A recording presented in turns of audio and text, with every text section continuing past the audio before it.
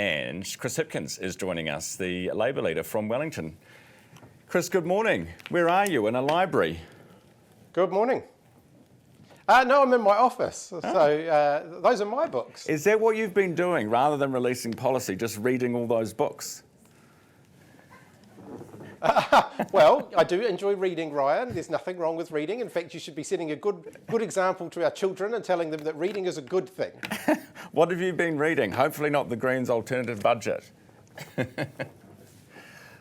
I've been reading a whole variety of things, actually. But look, I heard your criticism just before I came on air just before. Me? And, of you? We have set out what our priorities are for the... Yeah, I know, Ryan, I know it's unheard of, but we've set out our priorities: jobs, health and homes, and you'll see more specific policies in those areas over the coming months. But as I've also been pointing out, at this point, we don't know what's going to be left 18 months from now, because the government are cutting so much so quickly every day that announcing policy now, when we could find that actually there's a whole lot of other things the government have cut between now and the next election, would be a bit farcical. Okay. But it's obviously a deliberate strategy. You're not going to release policy, major policy, too early before the election. Are you at risk of just looking like you stand for nothing? I mean, let's take the pay equity, for example. You still haven't said definitively that you would bring back the 13 billion contingency, right? No, what I've said is that we'll reverse the changes the government have made. Which is different, right? In terms of how we pay for that and how much it... Well, no, it's not different. But in terms of how much we pay for it and how much it costs, we're not in a position to calculate at this point in time, because a lot can change in 18 months. Well, 13 billion. A lot of those workforces that are subject to those pay equity claims... The government's contingency was 13 billion. Well, the government's contingency was $13 billion. And they haven't released the details of how that was made up. Okay, part of that will be from the funded sector, which is where the government pays others to do that work.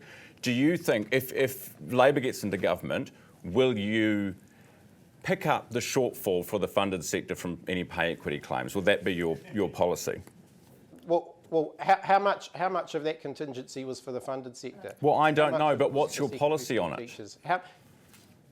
So yeah, but how are you asking me to answer those questions if I don't know and you don't know? We can't answer questions that we don't know the answers to. The government haven't released that information. So I can't answer questions on government budget decisions that I don't have the information on. All right. Let me put it this way.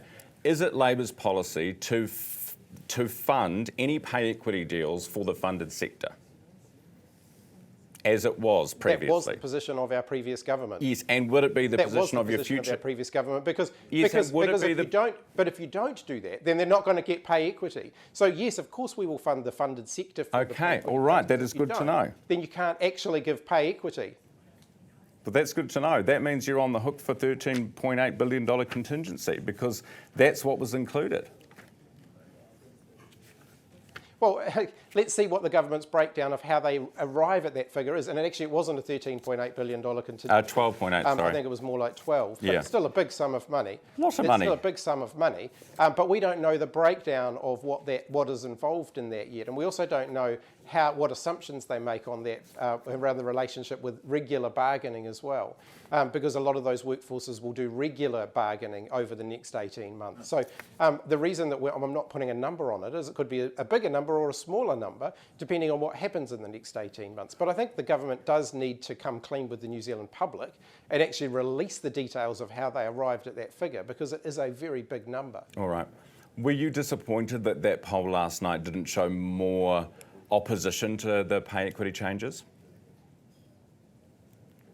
Oh, look, you can never read too much into any individual poll. Radio New Zealand released a poll this morning that had completely the opposite results, with Labor well ahead of National Me, well ahead of Christopher Luxon, and everybody hating the budget and hating the pay equity changes.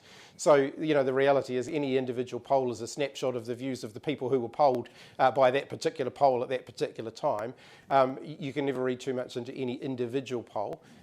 The overall trend has seen Labor consistently increasing its support since the election, and the government consistently losing support since the election.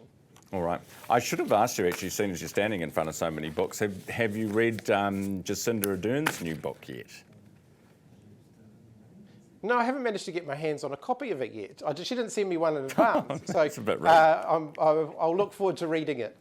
All right, appreciate your time this morning. That's the Labour leader, Chris Hipkins. It is 14 minutes away from 8 o'clock. Coming up.